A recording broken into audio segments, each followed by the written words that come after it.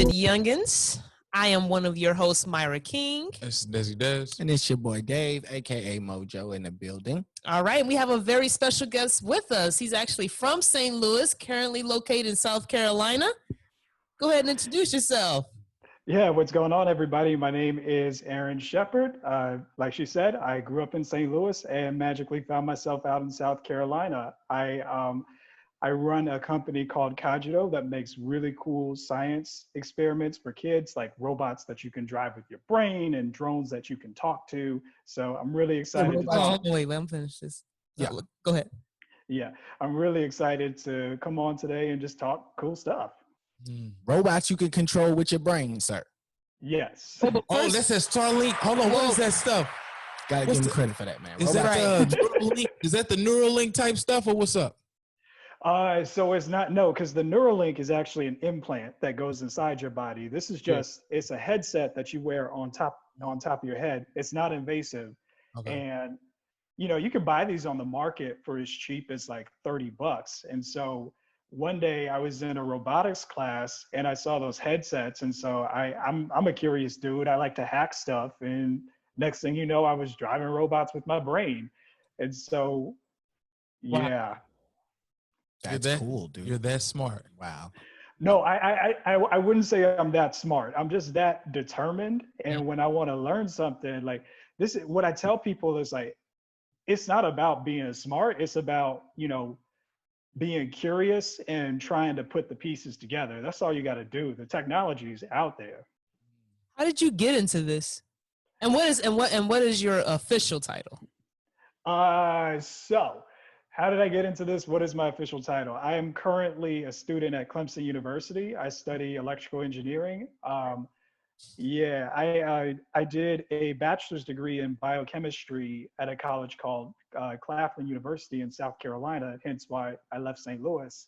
And I didn't know what I wanted to do for a while. I thought I wanted to get into medicine and be a doctor. So I actually got into med school, did a year of it, and I was like, oh God, I hate this. So dropped out of med school and realized that engineering is what I wanted. And I really like making robots. And so that's how I ended up here. Wow. Congrats to that. Now, how did you get into robots? Is that something that you were always infatuated with, or? Because when you're talking the STEM community, there's not a lot of people in the Black community that even pays attention to STEM or anything like that, which, by the way, science, technology, you know, engineering and math. People don't pay attention to that type of stuff. So I feel like it's very important that we get that type of, you know, field, especially with you being from St. Louis, which is a rough area to be from. So for you to even conjure those type of thoughts. Especially Hazelwood? You say from Hazelwood? Yeah.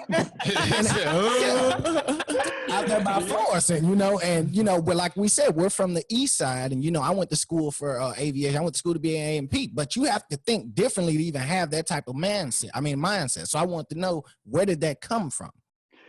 So it came from, I would have to say, my grandma and I, we would always watch like Star Trek together. And then my dad and I, we would watch Star Wars. So I grew up in a household where science fiction was very much a thing. But like you said, growing up in St. Louis and being Black, I'm not gonna lie, I got picked on a whole bunch. And that, like, the reason why it took me so long to even get to this point of being comfortable of, you know, being this big nerd is because part of that trauma from growing up was like, I had to hide that. Like, you know, people would make fun of you for that. So I for the longest time, I really didn't accept that passion. And it took me years. Like, I was well into my 20s before I said, you know what, this is who I am. This is what I want to do. You're either going to like me or not.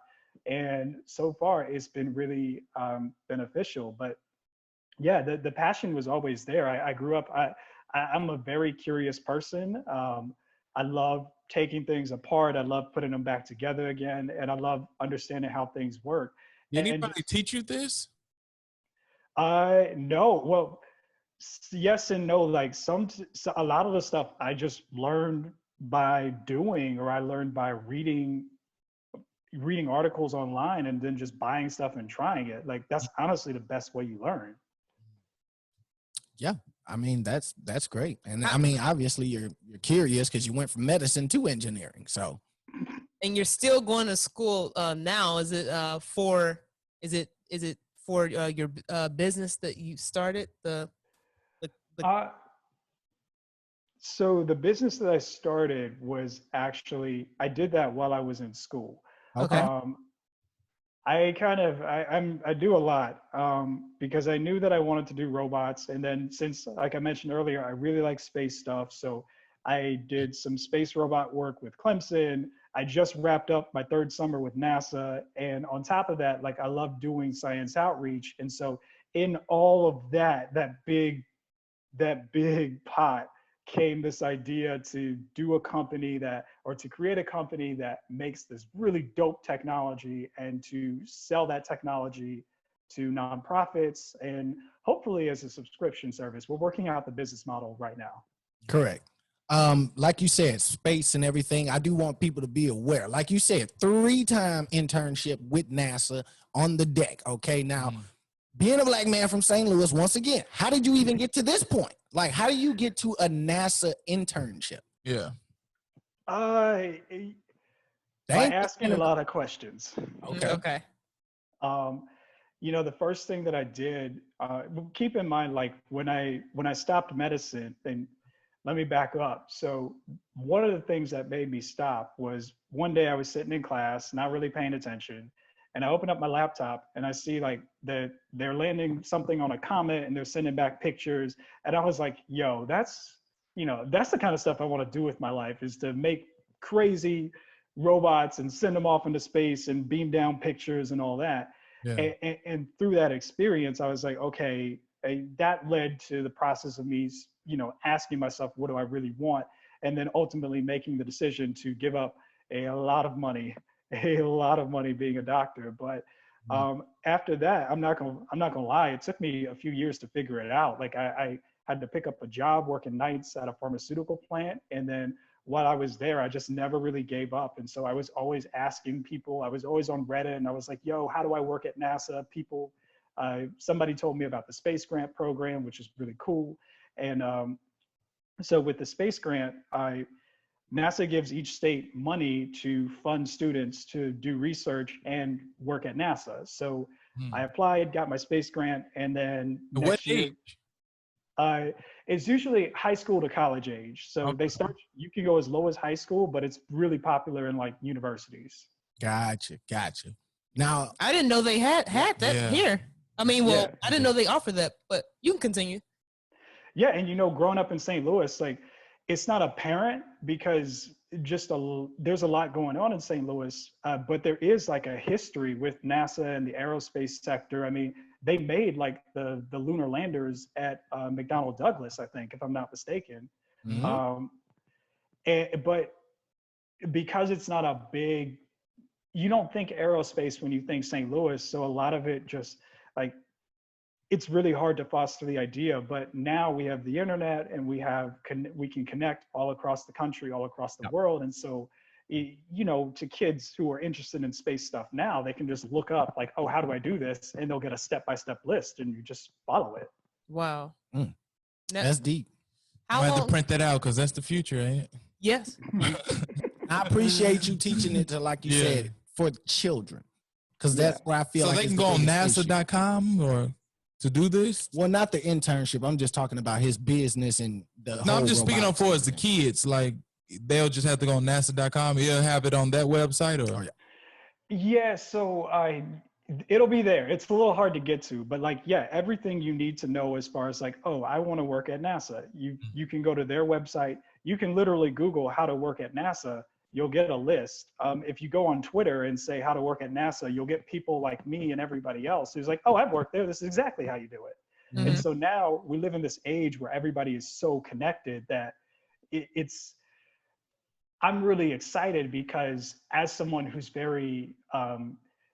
as someone who has a big imagination, like this is the perfect time to grow up, because literally if I want to know something, the information is all out there. It's just piecing it all together, which is essentially what I try to teach through the works of my company, is how to make awesome stuff by piecing things together.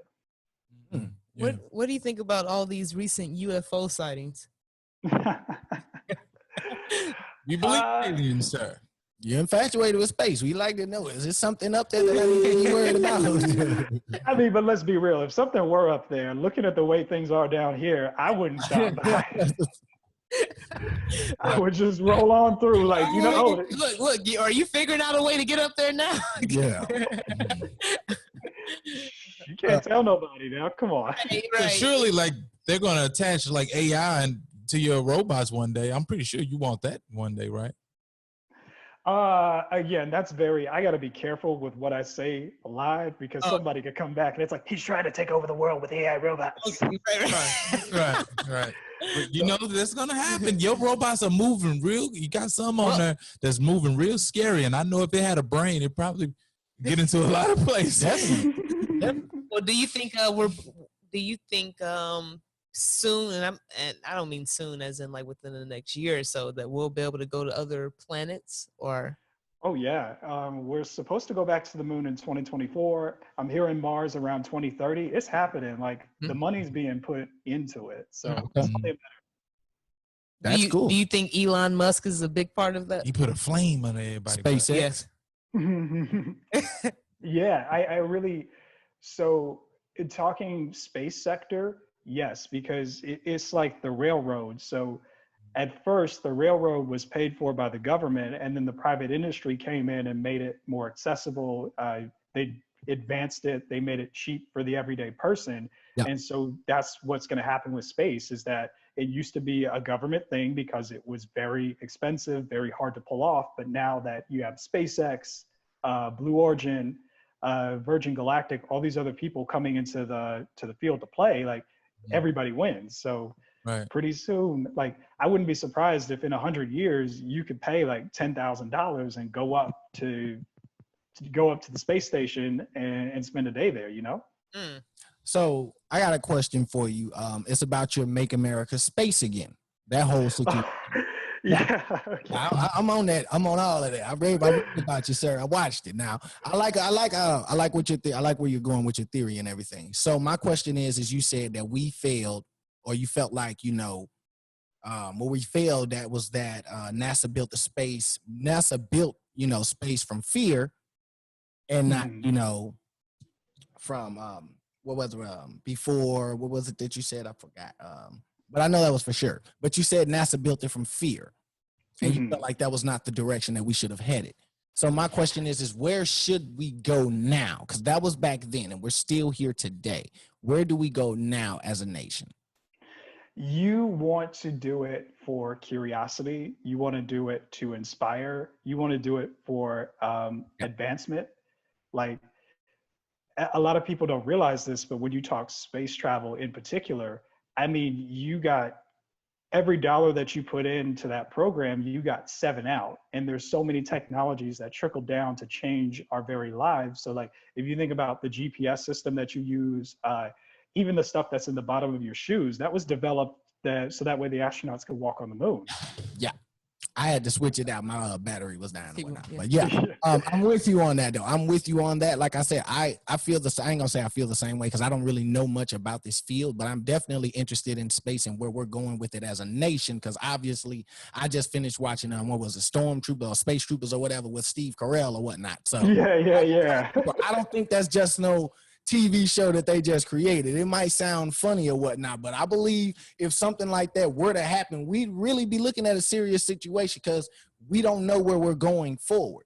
So my question to you is kind of relying on what Dez said, but kind of piggybacking off what you said as well, but it's two different things. So where does AI fit and where we're going forward as far as going to space and everything like that, and the construction of a space station and stuff like that, or trying to even build communities up in space on the space station? Do you think AI will play a huge part in that? And do you think Elon Musk will have an important role in all of this? Because even though he's Jeff a Bezos science man, as well. Yeah, Jeff Bezos as well. But even though Elon Musk is a great science and space guy, he's also not the hugest fan of AI science anymore.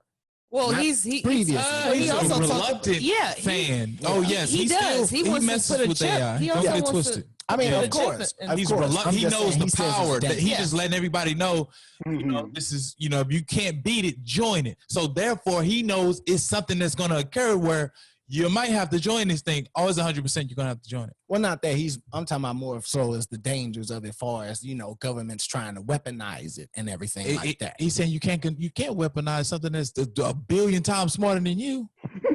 It's getting smarter at the speed of light. You can't. This is true. Yeah. That's what he's letting you know, man. But yeah, Aaron, more than anything, do you think AI technology is going to play a huge part in us moving forward as far as going space technology development? Because I'm sure you're in this development, you're at NASA, you would know these things. So I'm wanting to know what you know that I don't know. So actually, yeah, I can speak to this personally because the project that I worked on was just that. So I worked on a project called Assemblers, which it was a team of AI robots that worked together to construct things in space. So if you wanted to build a new station, unlike the first station we built where you had to launch up a bunch of astronauts and let them put it together, you just send up the robots and say, hey, I want it to look this way. Matter of fact, throw in some windows, some chandeliers, and paint it purple while you're up there, and they'll do it. Wow. That's dope. Yeah, that's what I wanted to know. I appreciate it. Yeah, I seen a little documentary on it. They look like cube robots or something like that, like builder block robots. Yeah. And it is so from an AI perspective, so I personally worked more on the hardware concept for it. So how are they going to come together? How are they going to send information to each other? But we had a separate team that's working on the AI. So how are they sensing when they put something together? Is it right or not? How are they, okay, if you give them a task, how do they sort out the task to say, I'm gonna put the carpet on, I'm gonna put the windows on, things like that. So AI definitely from a NASA standpoint is and a disclaimer, I can't officially speak for NASA because I'm not a full-time employee. I just correct. You're on an internship. We know this. Yeah. Yeah. I got to throw it out there because they will find you. They'll email real quick, be like, Mr. Shepard, so we saw. Man, we love NASA. We're huge fans of NASA. Yeah. Sure. Yeah. But so AI is something that they're invested in because they realize the potential as far as it just makes things easier. So the mission that we were working on in particular was with the whole incentive to go back to the moon. They realized that if you go to the South Pole of the moon and stick a solar panel about 33 feet in the air, it will get sunlight continuously, so you'll have constant power. And so our mission was to come up with the robots who would go to the moon and assemble the solar panel, make it tall enough, and then you set up the power system so that way when the astronauts come, they've already got electricity, water, they got their little Bluetooth speaker, they chilling. That's pretty cool, man. Do you still want to be an astronaut? Yes. My wife is like, but you'll die. Or what if you die? I'm like, I don't know. I don't care. Right. Well, this is where you're passionate about. So you do believe in aliens? You think they're out there? I think so. Actually, I did an interview I got to interview a scientist that worked on the rover they just launched up. And one of the things that they're looking for on Mars is like evidence that aliens once existed there. So in my opinion, because we're finding out that Mars was just like Earth at one point. It had rivers, it had lakes, all that. Wow. Yeah. And so there's a hypothesis that we might find fossils, which if we do, like that changes everything. Okay. But on top of that, like in my opinion, so when you look at planets like Jupiter and Saturn, they have moons that we have pictures of geysers shooting out of them. So you have heat and water, and you don't like heat and water are some of the biggest building blocks for life. So if you have those two things, you're well on your way. So, there could be alien squids swimming around on a moon off of Jupiter or something, and we just don't know it yet. So it's out there. Hey, so the thinking is if a planet had water running at one period of time, you should always think that it should be some type of life there. If it's H2O there and it's oxygen there, you should think it's life. That's the thinking.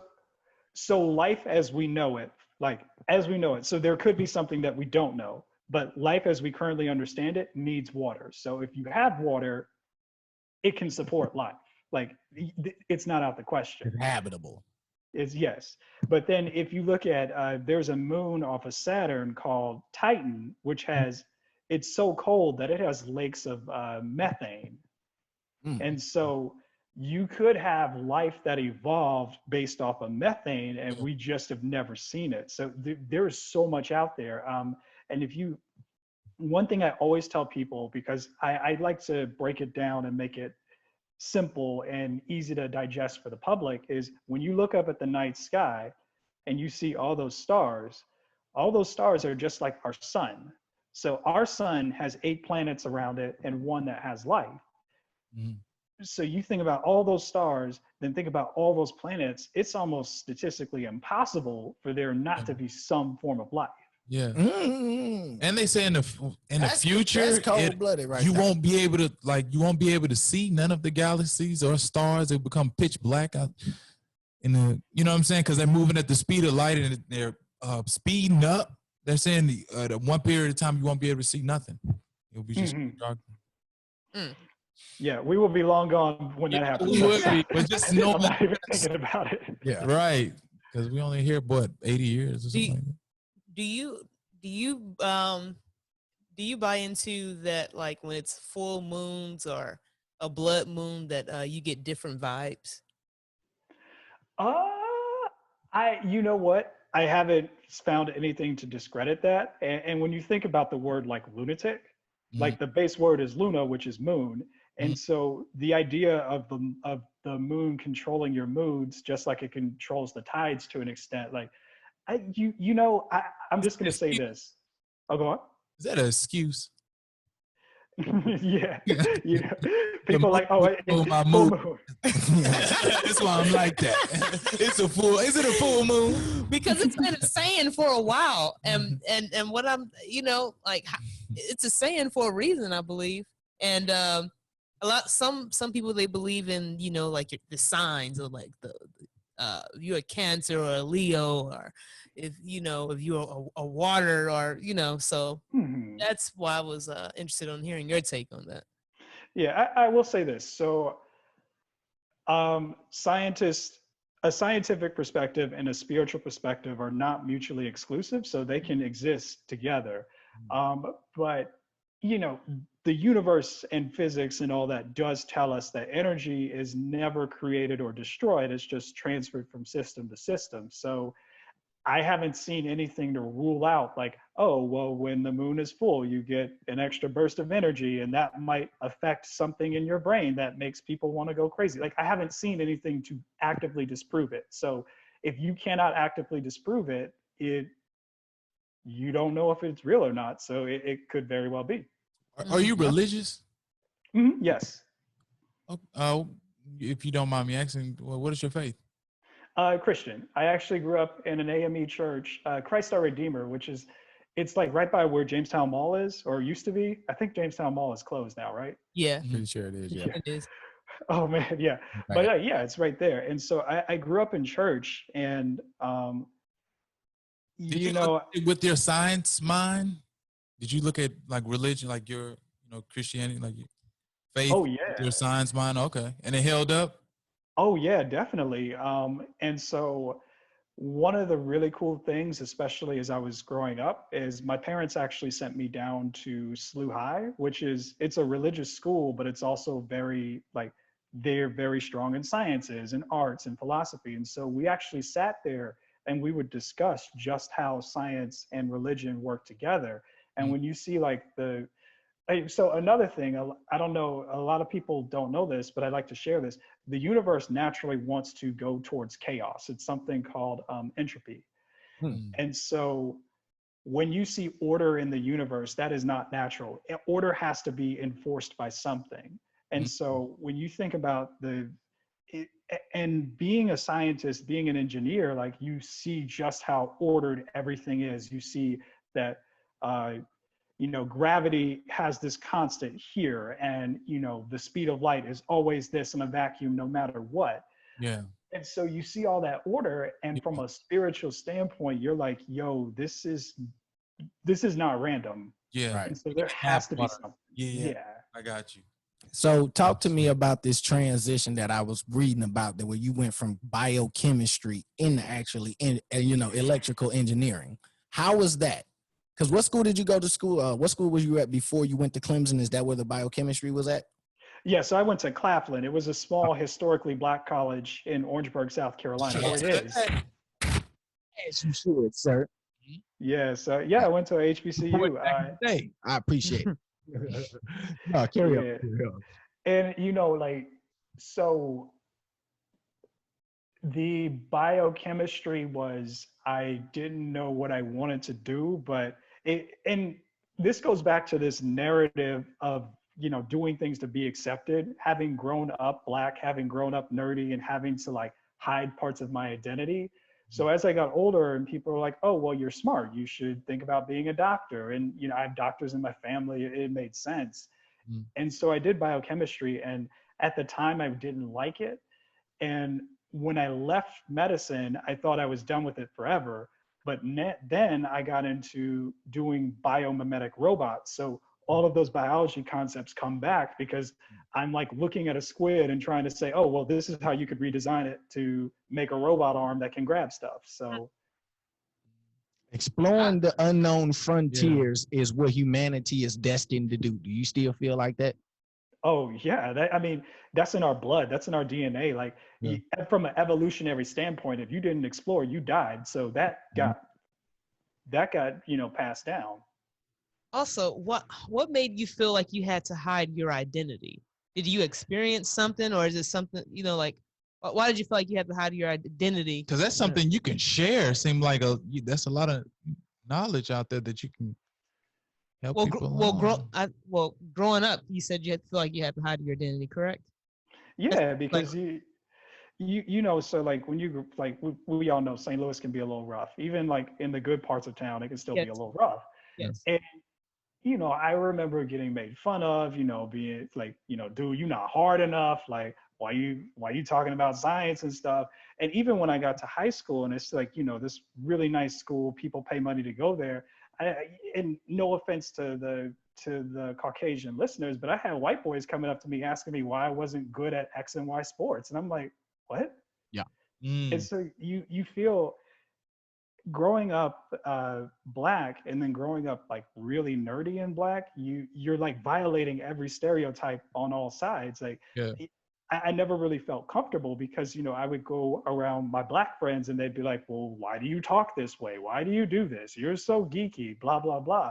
And then I go around my white friends and they'd be like, well, you're not a real black person because you can't play basketball. And I'm like, so you just kind of, it's a defense mechanism that I had to build up over the years. And then it all like came together with this whole decision to drop out of med school, because then it's like, okay, well, screw trying to please other people. I just want to do the stuff that I love. And this is where I landed. I want to switch gears and ask your opinion about something. Yeah, go for it. The pyramids in Egypt. A lot of, I don't want to say it like this, but the way that they were built and just looking at their architecture, they're alleging that it may not have been built the way that it's portrayed, that has been portrayed. Like if you've actually thought been about there that? and visited there.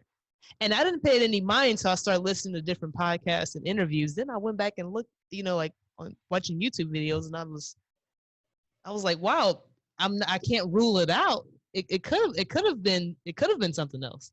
It could have been like what do you think? Personally, I think people are really smart, and nowadays we have Facebook and Twitter and all this stuff to distract us. But when you're sitting around the hot desert and you don't have anything else to think about but doing your job, you come up with really efficient ways to do it. So true. I don't rule it out that the pyramids, like, people just figured it out. It's the same way, like when you look at Plato or Aristotle and some of the things that they came up with, or like Pythagoras, like all those old Greeks who came up with this math that still holds, like they were just smart and they didn't have anything else to do but that. That's true. Question for you, one last question, my last question for you anyway. So you're deep into robotics, correct, sir? Where do you see the future of robotics? Because me being one of those people that's a hard-working person out here and say I'm a blue-collar worker or whatnot, what is the future of robotics as far as taking away jobs? Far as taking away, you know, I've seen arms out here flipping burgers at McDonald's. You don't really need a cashier because you can go to the machine and push the button. Sooner or later, you'll have them out there on the roads doing construction, you know, stuff like that. So driving trucks on the highway. They're already driving trucks. Exactly. So where do you see the future of, I guess I should say, work industry far as people outside of robotics? So it looks like the future of robotics is great, but I don't know where the future of humanity lies going ahead. If that makes sense. So this is the way I think about it. It's similar. Every generation, you have some new technology that takes a bunch of jobs, but then creates a whole lot more. So you think about the computer. Think about all the jobs that the computer has replaced over the last 30, 40 years. But then think about all the jobs that the computer has created. You know, back in the 70s and 80s, it wasn't people making full-time salaries, you know, creating web pages and video games. So I think that robots will follow a similar trend where they take some jobs away, but they create a whole lot more. Because now if you're designing these complicated robotic systems, you gotta have people to design them. You gotta have people to work with them. You gotta have people to repair them. So the challenge isn't necessarily letting the robots take your job. It's keeping up with the technology to make sure that you're still employable. So like a lot of people, and part of that I think falls on the company. Like when you bring in computers, you got to train your people how to use them. So you might have to send somebody to school or something like that. And I think the same thing will happen with robots, where you're going to bring in these robots, but then you got to train your people to work with them. Yeah, but as a businessman, I don't think I'm training nobody if I could just hire somebody who know what they're doing. Like, I know you've been here and I know you've been here for 30 years, but I'm gonna tell you, collect your retirement and get out of here. I'm finna get this fresh kid, fresh off the streets, you know, new college degree. All he do is study this all day, every day. I don't have to, you know, he's already trained. I just have to show him my system, but he knows the whole basics. What we're talking about, you're absolutely right. I'm with you. I feel like companies need to do that, but I don't think that being as a businessman or being in a capitalistic society, I don't think they're going to build an employee up from the ground up and teach you the whole system of computers and then teach you what to do with their system. So you're speaking with people who are not not really used to using computer to technology. No, like he said, like if we're working at a computer company and then they bring in a robot who says he's going to do about 40% of the things that we're normally used to doing, that means 60. That means everyone has to adjust. So if you can't adjust, I don't know if I'm willing to send you to school to learn how to adjust. Because you're right, there's going to be people in the company that goes perfectly fine with the transition. But for the people that don't go with the transition, I don't know if I'm willing to send them to school to learn that and come out of pocket and spend money to train you up on that when I've already got someone coming out of, because I'm gonna have to train you more than someone who's coming in with a degree who has special, you know, special areas, you know, that they're certified. Do you think they will? I was looking at your business and how you were saying like you were creating like robots, what you can put on, you can drive with your brain or move the toys. Do you think they'll come up with something that will help kids with special needs? Yes. So we actually, when we were first starting off, we realized the potential for that technology to help kids with ADHD as a therapy tool. One thing that we decided is that we're going to pursue that venture quietly. Okay. Well, not too quietly because I'm saying it on a live show, but it's something that we're going to validate over time because we want to make sure that the data is solid and that it really does help before we say, hey, you can use this for therapy, because otherwise you're going to we're not going to put something out on the market that we're not 100% confident in ourselves. But we do realize the potential. A lot of people have seen it. There's actually a school in South Carolina that wants to work with us to have it help their students with behavioral issues. So we are definitely pursuing that avenue. And if the data comes out and says, yes, it'll work, oh man, we're getting paid. But as you should, sir. As you should. You put in that secure work. the bag. Secure the bag. You got to get the bag. And make sure you get patents for it. Of people, Yep. Oh, what's your boy Nikola Tesla? Nikola Tesla. You know it. Yeah. You know it, man. I appreciate what you're doing, actually, like I said, for the community and for what you're doing and for your purposes and everything. But I appreciate what you're doing as far as being in this field, period. Man, at the end of the thank day, you. I feel like an example is something that people need. Give Miss Roses now. Give Miss Roses. Yeah, and I'm going to give you all your roses now. I can sit here and talk to a whole bunch of people about a whole bunch of things, but if I don't have examples to show them, they're not going to believe me. I can tell you how to get a bunch of money, but unless I can show you the bag already, you're not going to listen to me. So it's the same thing in what we're talking about. Like I said, when you're talking science, technology, engineering, and math. Thank you for being that nerdy guy. Yeah, unless he wasn't nerdy. He was just a rebel. He wanted to do what the hell he wanted to do. As you should be. Exactly. Whatever the hell I want to do. That's how they look. They look nerdy when they're rebels. You know what I mean? I want to sit on the other end. I want to drink my juice. I want to, whatever. Listen, I can assure you, sir, most of the people that called you a nerd back in the day, you don't want to know where they at right now. No, I know where some of them at. I was because we don't want to talk about that. I went home one Christmas and I'm sitting there with my sister, and I one of the dudes that used to make fun of me, and it's no offense, I respect everybody's situation, but I'm saying, I go to Schnucks and I see him in Schnucks and I'm like, oh, that dude used to make fun of me. I mean, it feels different now, don't it? It's on the other side of the wheel. Yeah. But, One last thing. What do you have? What advice would you give to a teenager or an aspiring scientist, engineer in your situation? Coming. Maybe they feel like they may have to hide their identity. Maybe they don't know where to start, like how to start. What is something that you would give them as far as advice?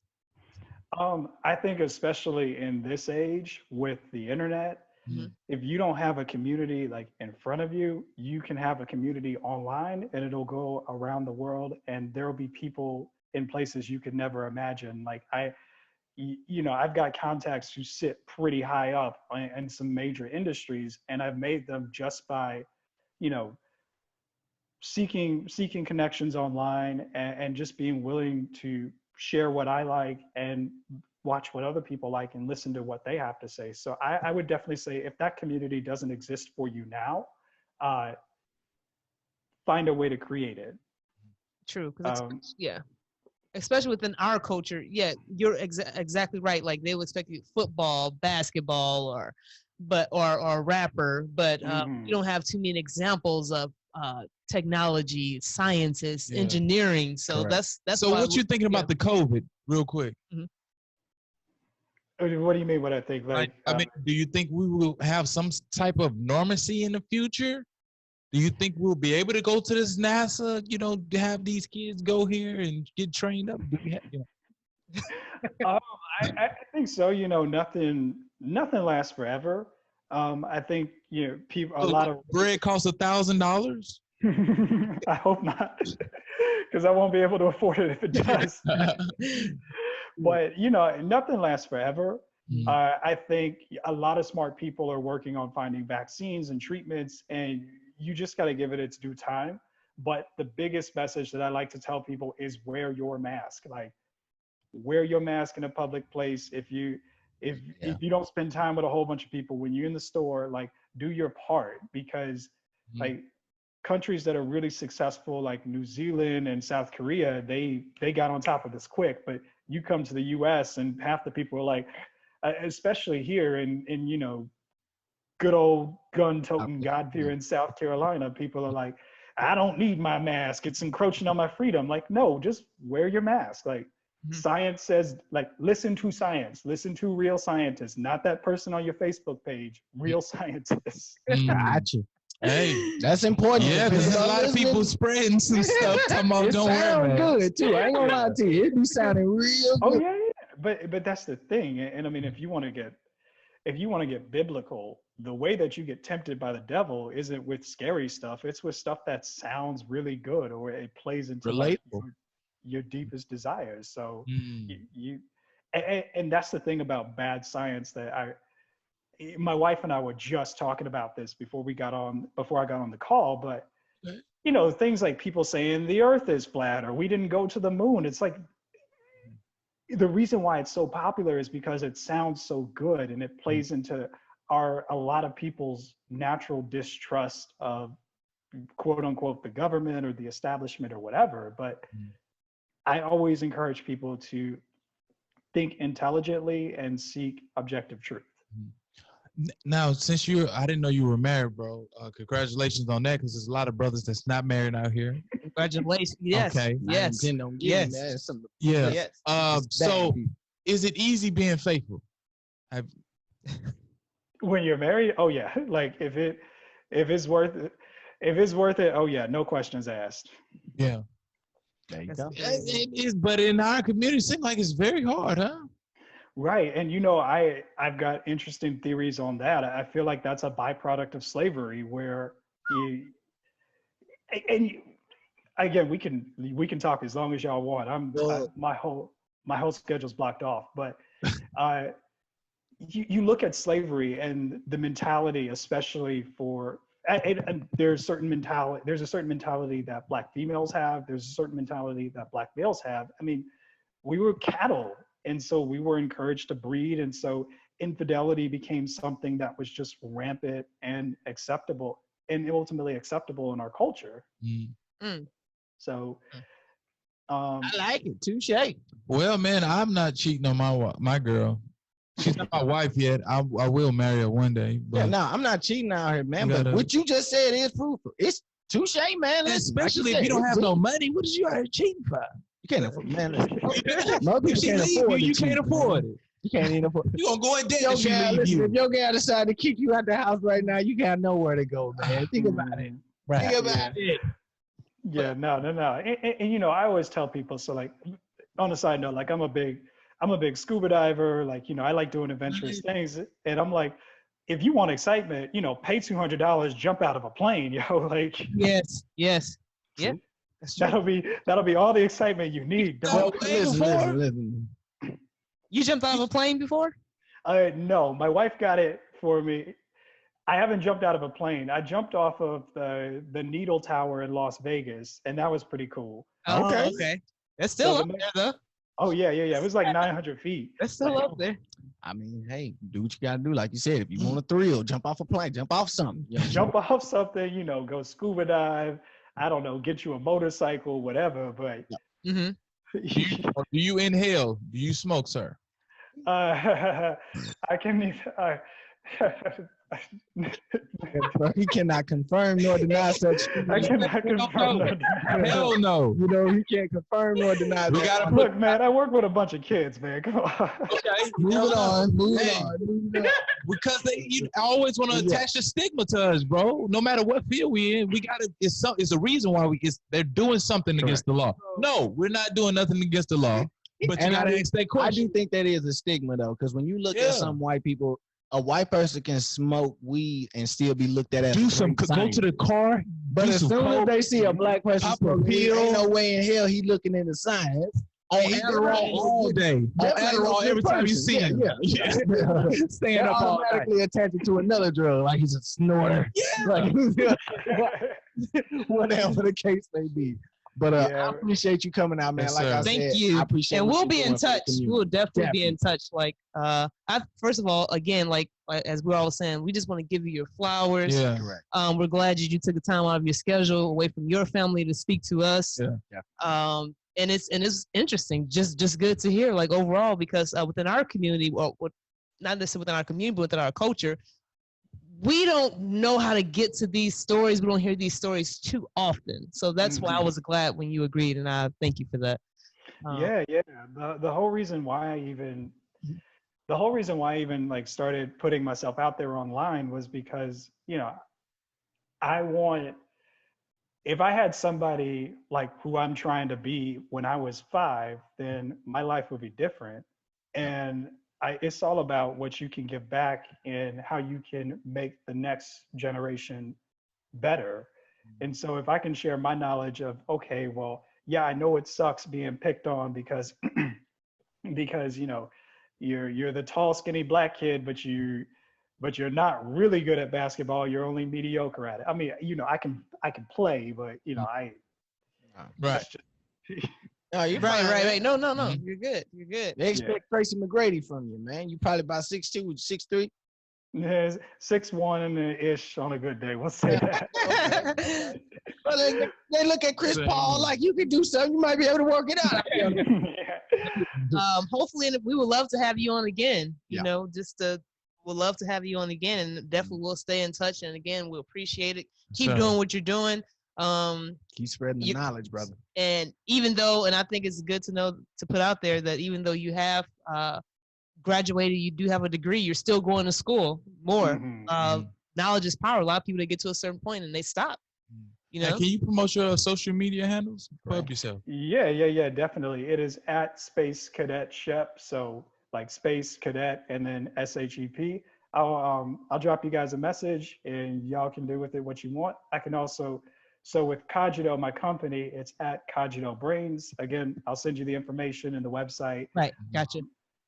And I just want to say, like, I was listening to earlier episodes and I thought something sounded familiar with the accent, but I couldn't put my ear on it. And I was like, oh, so now that I realize you guys are from the East Side, like, look, I love giving back to my city. Like, and I don't come home much, but still, like, St. Louis has a special place in my heart. So anything that I can do to elevate that community, I will definitely. Yes, no, sir. I All right, thank appreciate you. We'll it. appreciate it. And We'll you'll start definitely- by just letting us interview a couple more times. Yeah. Even that, man. We Listen, just don't- sometimes a conversation, knowledge Yeah, that's is all really, it is. you know, Yeah. to enlighten someone that Yeah. can go a long way. And even You though know, you they go don't a come long way. home often, like you said, we're here to spread your message to the masses Yes, at sir. the end of the day. Yeah, definitely. So like I said, anything y'all need, you just hit me up. We'll work it out. I never am too busy to do some good in the community. So I appreciate Appreciate that. All right, brother. thank you. We'll appreciate you, and we will be in touch. And we'll be on the lookout for the message, and we're going to include like all your social media handles in the interview or in the video. So yeah, and that's Yeah. it. Thank you. You have a Cool. good rest of your day. Tell your wife we said thank you. Yes, sir. Yeah. We appreciate her letting us borrow you for a second. yeah, and beat me into shape too. So Yeah, I That's- appreciate it. and keep up the good work. Keep Definitely. going. yeah, We'll support it. definitely. I made purchase a couple of those the headset. Yeah, I'm trying. We got to get at least one of them. Yeah. Purchase it to 100%. support. Just let me know when you got one holding up the camera with my drone footage, brother. You know, can you get the GoPro right? Think about that and have you know, holler Yeah. whenever you want to see. If I gave you that idea, remember where it came from? I was Yeah. I was out here. Yeah, that reminded me of something. Like I know we're running out of time, but Oh, yeah. Go ahead. a few years ago, I was like, oh, I want to build a drone. So figured out how to build a drone, built it, and then attached a GoPro to it, and I launched it up, and I had it like point itself to me, and then point the GoPro at me, and I just like waved at it. So there's a video of me somewhere. Now, did Giving you out the have that one with a controller, or was that one that you were a controller with the brain?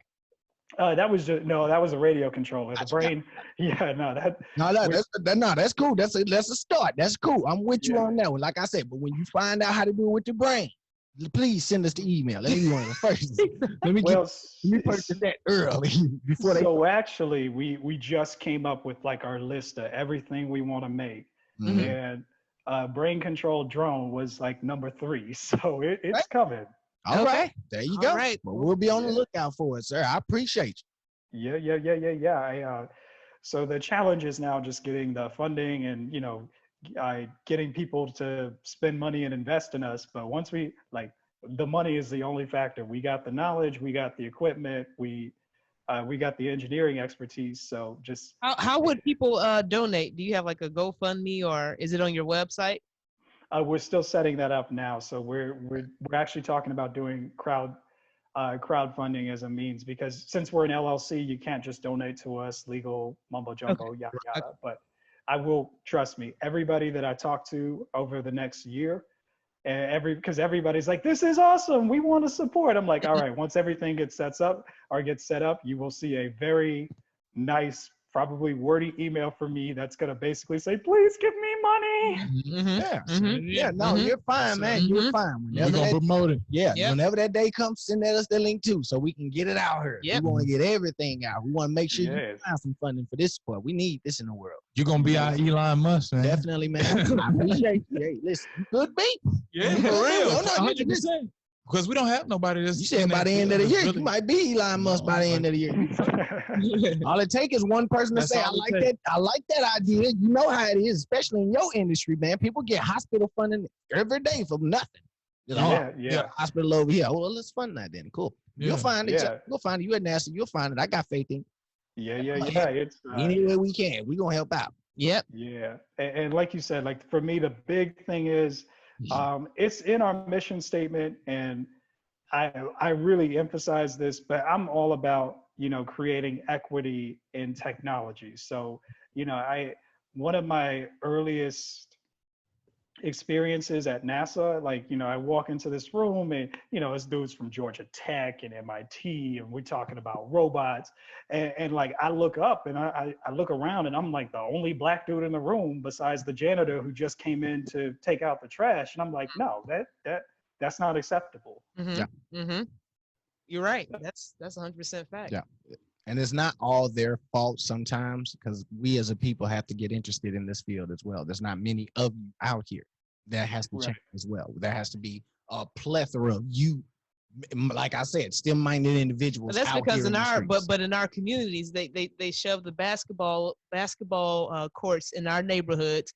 They they put the footballs there, but we don't really have many libraries or technology based things. Therefore, we do have a science center, but that's way, you got to go out for that. We don't have anything within our neighborhood to so that's what we have to focus on trying to set up, I guess. Yeah, or something.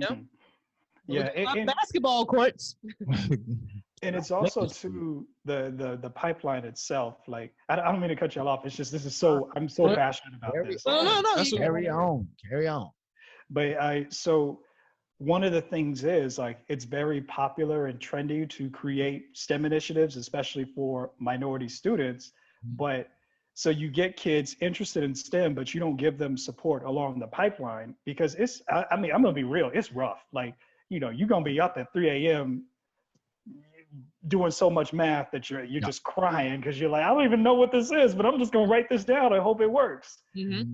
And creating that support network of so at Clemson, we actually have a really good program where it's like a lot of the minority students, a lot of the minorities, women, other groups that are underrepresented in engineering. We have a space on campus. We can all get together. Like, we can talk to people who've been through it and who can say, oh yeah, well, when they say this, just really do blah. In my case, like, say we get a freshman kid who comes in and wants to work at NASA. Well, I've done it 3 times. I can tell you, oh, just do this. Or I can directly say, let me send out an email and see what I can do. So it's creating that support network, because that's the equity that we don't have at this point. Like that. And when I say that, I'm not anti white students being successful. I'm being pro-Black or pro Hispanic, Latino women.